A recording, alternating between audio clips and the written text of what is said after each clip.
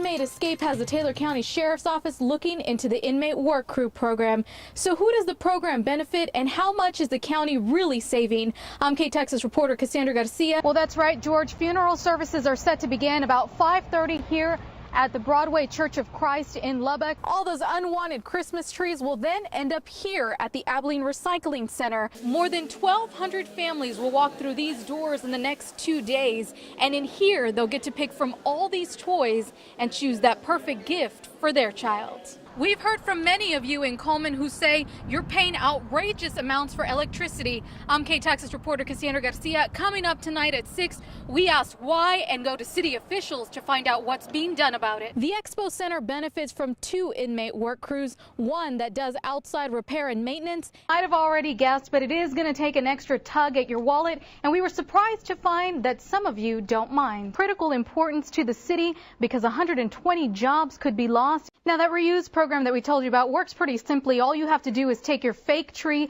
to the recycling center, and then they can turn around and donate it to another family. Here in Abilene, there's just pretty much an accumulation of water. We saw more than an inch of rain just yesterday, so expect slippery roads out there. Good evening, everyone. Thank you for joining us. I'm Cassandra Garcia. Celebration turned tragic, leaving one brother dead and another brother in jail earlier this week. KTexas reporter Casey James was in De Leon this weekend where the stabbing took place. Casey? Abilene residents got a chance to spruce up their homes and properties with some fall cleaning this weekend. The accident happened around 6 this afternoon and sent 2 people to the hospital. Abilene officers on the scene say a 45-year-old woman driving a pickup truck slammed into a pole at 14th and Sales, then continued driving. Today, every state in America paid their respects to fallen heroes who served our country. Charles May has an everyday routine. In the morning, he gears up and heads out in hopes of adding to his collection of aluminum cans. But this isn't a hobby. He exchanges cans for money, about 50 cents a pound. On an already low income, that small amount sometimes makes all the difference. I had to use it for meals on my table before, a couple of times. Over the years, neighbors have helped May out. I had one woman over here give me 5 pounds of cans one day. He's always been a good person, always. The man is trying to make a living, and he's getting them old aluminum cans up. He's not making no mess, and I don't have a problem with it. But 2 weeks ago, May was stopped by an Abilene police officer. The officer told him he could no longer dig through other people's trash. We wanted to find out why. Abilene police tell us a city ordinance prohibits people from scrounging around in trash bins that don't belong to them to prevent identity theft and injury. He's only after aluminum cans. That's all he's after.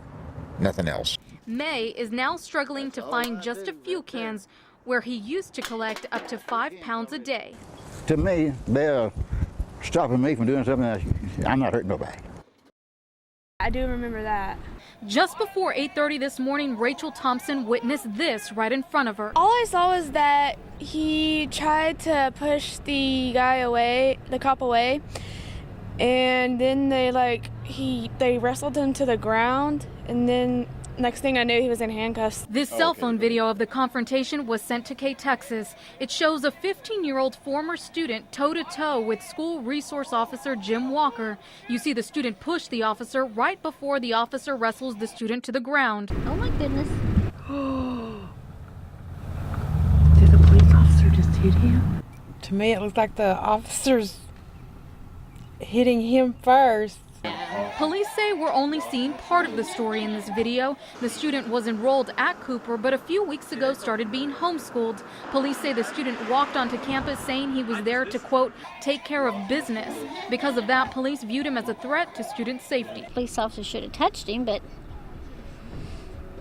if he's trespassing on campus, there's rules. I think it's alarming that he was here to hurt somebody. I know the officer's not here to hurt anybody. 4 years ago, Chris Ross was like many other women. She was a daughter, wife, and mother to 3 beautiful children. But on a March morning, her life changed. She just woke up one morning and she discovered a sizable lump. After examinations, tests, and biopsies, doctors broke the news to Chris. She had now joined the hundreds of thousands of new breast cancer cases around the country. She called me and she said, Mom, I have breast cancer. And, you could have knocked me over with a feather because there was no family history. Doctors diagnosed Chris with stage 3 breast cancer and gave her 3 to 5 years to live. Mom, I think the purpose that God has for me is I need to work to make others aware of breast cancer. I need to work towards getting, even though I wasn't a high risk, earlier mammograms. Her battle sparked several fundraisers in her honor, and she educated not only herself, but many others on the disease. But there was no question, because the one thing she would do is fight to her very last breath to beat cancer. To know you could do something proactive to get through this. You could fight. But earlier this month, during her most intensive round of chemo, known as Red Devil chemo, Chris passed away at the age of 41. Chris's goal was for every woman to have the support and access to care that she did.